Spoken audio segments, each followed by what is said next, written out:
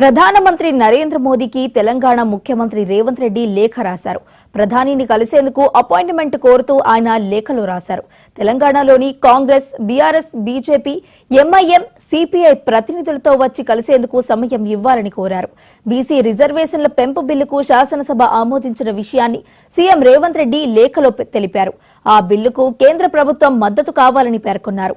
రాష్ట్రంలోని విద్య, ఉద్యోగాలతో పాటు స్థానిక సంస్థల్లో బీసీలకు 42% రిజర్వేషన్లు కల్పించేందుకు వీలుగా తీసుకువచ్చిన రెండో బిల్లులకు తెలంగాణ శాసనసభ ఆమోదం తెలిపింది.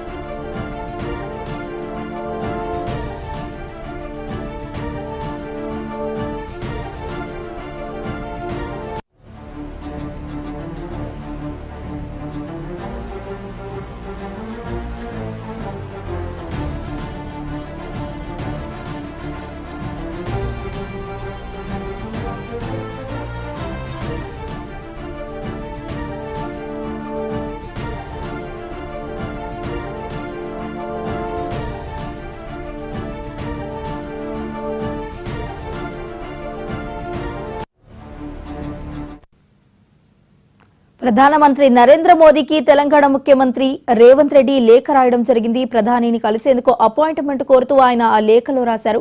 మరి ఇదే అంశానికి సంబంధించి మరింత సమాచారాన్ని మా స్పెషల్ కరెస్పాండెంట్ శ్రీకాంత్ అందిస్తారు. శ్రీకాంత్, చెప్పండి. నిన్న అసెంబ్లీలో ఏదైతే బీసీ రిజర్వేషన్ సంబంధించి ఇటు విద్యా ఉద్యోగ రంగంలో వెనుకబడ్డ తరగతి రిజర్వేషన్లు 42% రిజర్వేషన్ అమలు కోసం, అదేవిధంగా ఇటు స్థానిక సంస్థల్లో రిజర్వేషన్ కోసం 42% వీటి పెంచాలని కూడా రెండు బిల్లులను నిన్న శాసనసభ ఆమోదం తెలిపింది. అయితే వీటికి అఖిల పక్షంతో వెళ్లి ప్రధాని మోడీని కలవాలని చెప్పి ఇప్పటికే నిర్ణయించిన నేపథ్యంలో అసెంబ్లీలో ప్రాతినిధ్యం ఉన్నటువంటి ఇటు కాంగ్రెస్ పార్టీతో పాటు బీజేపీ, బీఆర్ఎస్, ఎంఐఎం, సిపిఐ ఈ పార్టీకి చెందినటువంటి నాయకులకు కలుస్తామని చెప్పి ఆయన ప్రధానమంత్రి అపాయింట్మెంట్ కొడుతూ సీఎం రేవంత్ రెడ్డి లేఖ రాశారు. సభ ఏకగ్రీవంగా ఈ బిల్లుకు సంబంధించి ఆమోదం తెలిపింది.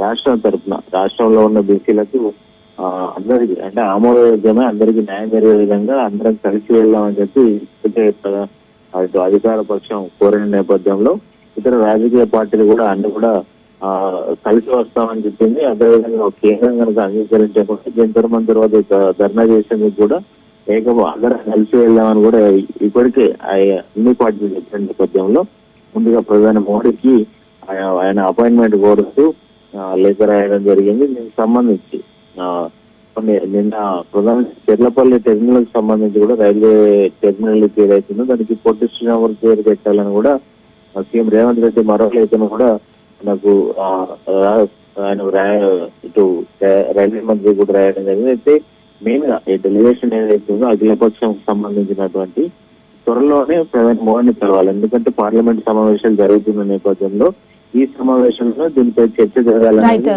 ప్రధానంగా ఇప్పటికే ఇటు కొడుతున్న పరిస్థితి ఉంది. ఇప్పటికే బీఆర్ఎస్ కావచ్చు, బీజేపీ కావచ్చు, ఎందుకంటే కాంగ్రెస్ 100 మంది ఎంపీలు ఉన్నారు కాబట్టి లోక్సభలో మెయిన్ గా దీన్ని వినిపించాలి. రాహుల్ గాంధీ ప్రతిపక్ష నాయకుడు ఉన్నారు కాబట్టి దీన్ని లేవనెత్తాలనేటువంటి అంశాన్ని కూడా ఇటు ప్రతిపక్షాలు చూపిస్తున్న నేపథ్యంలో ప్రధాని మోదీ ముందుగా కలిసి అఖిలపక్షం రైట్. Thank you Srikanth.